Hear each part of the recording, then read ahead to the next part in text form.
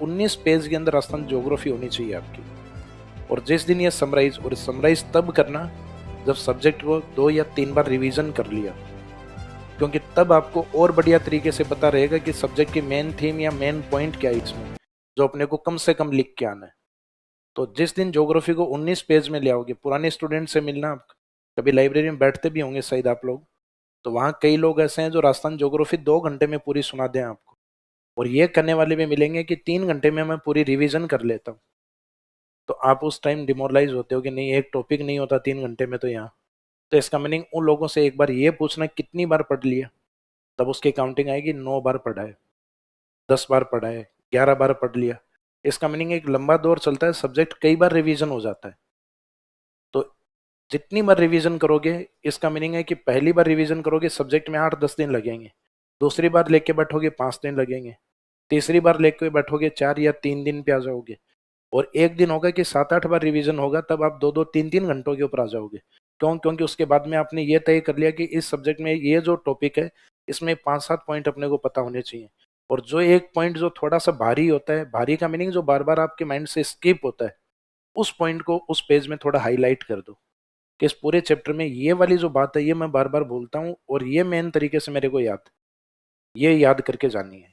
क्योंकि एग्जाम में जनरली अपने को कई बार क्या होता है, इजी चीजें अपन पढ़ के जाते हैं, ये मानव व्यवहार होता है वैसे, कि हम हमेशा इजी टारगेट को, इजी जो चीजें होती है उनको टारगेट करते हैं, और जो थोड़ी सी मुश्किल होती है वहां से हम हमेशा भागना चाहते हैं। इसका एक बड़ा एग्जाम्पल, जैसे ही आपकी पढ़ने की इच्छा होती है, आप हमेशा क्या पढ़ते हो, किताब के वही 10 पन्ने जो आपने पिछले 20 बार पढ़े हो। भाई पिछली बार भी आपने जब एक बार अचानक मोटिवेशन आया था, तब भी आप वही लेके बैठे थे। आप अपनी किताब के स्टार्टिंग के पेज देखना, सबसे ज्यादा मेले दिखाई देंगे आपको। उस किताब को साइड में करके देखोगे ना, तो बाकी किताब नहीं दिखाई देगी, और स्टार्टिंग के पेज आपको, ये आपके नहीं हमारे भी ऐसे ही होते हैं। कि हमें भी जिस दिन मोटिवेशन आता था, यानी जब कॉलेज टाइम में, स्कूल टाइम में थे, तो हमारे स्टार्टिंग के 20-25 पेज खूब मेले दिखाई देते। फिर धीरे धीरे समझ में आना स्टार्ट हुआ कि ये पेज तो मैं रोज ही लेके बैठता हूँ, क्यों नहीं जिस दिन मोटिवेशन है उस दिन ऐसे टॉपिक को लेके बैठूं जो आज तक समझ में नहीं आया। और आप सिर्फ एक बार प्रैक्टिस करके देखना, क्योंकि कुछ टॉपिक होते हैं जो अपने समझ में नहीं आते या अपने को टफ लगते हैं, तो जिस भी दिन बहुत अच्छे से पढ़ने की इच्छा हो ही जाती है, जनरल 7-8-10 दिन में एक दिन होती है अपनी।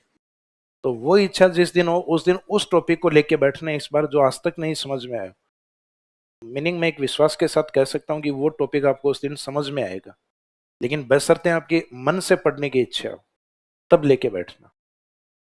क्योंकि अब ज्योग्राफी में आपके पास इतना मैटर हो चुका है कि आप टॉपिक्स को स्टार्टिंग में शायद समराइज करना बताया था मैंने आपको, या नहीं बताया?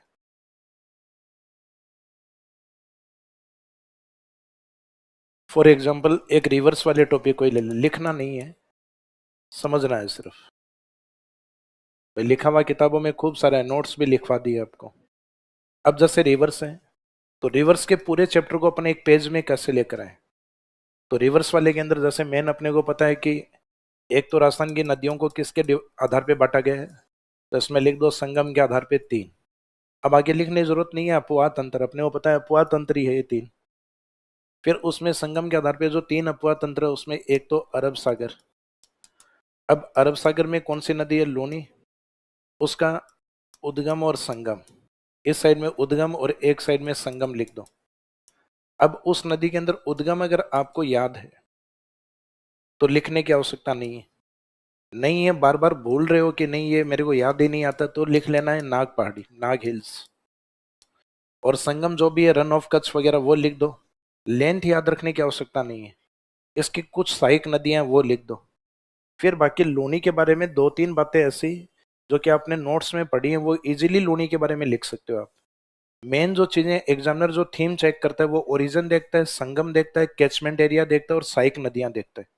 तो ऐसे राजस्थान की मैंने बहुत ज्यादा नहीं, इंपोर्टेंट जो रिवर्स हैं वो तीनों फॉर्मेट के अंदर आप देखोगे तो 13 या 14 इंपोर्टेंट रिवर्स करवाई है मैंने।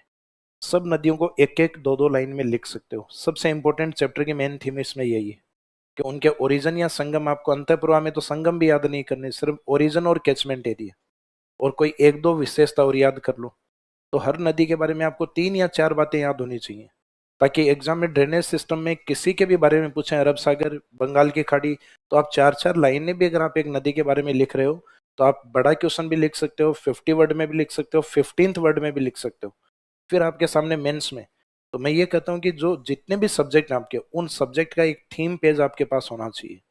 उस पूरे सब्जेक्ट की समरी उसके अंदर, सॉरी, उस पूरे टॉपिक की समरी उस एक पेज में आ जानी चाहिए। और मेरे हिसाब से शायद किसी सब्जेक्ट में 20 से ऊपर टॉपिक नहीं होंगे। सबसे ज्यादा राजस्थान ज्योग्राफी में ही आपके 18-19 टॉपिक हैं। बाकी दूसरे सब्जेक्टों में देखोगे तो किसी में फिजिक्स है तो उसमें 8 टॉपिक हैं, बायोलॉजी है तो उसमें किसी में 10 या 12 या 15 हो सकते हैं। तो मीनिंग है नंबर ऑफ टॉपिक्स यहाँ काफी ज्यादा है।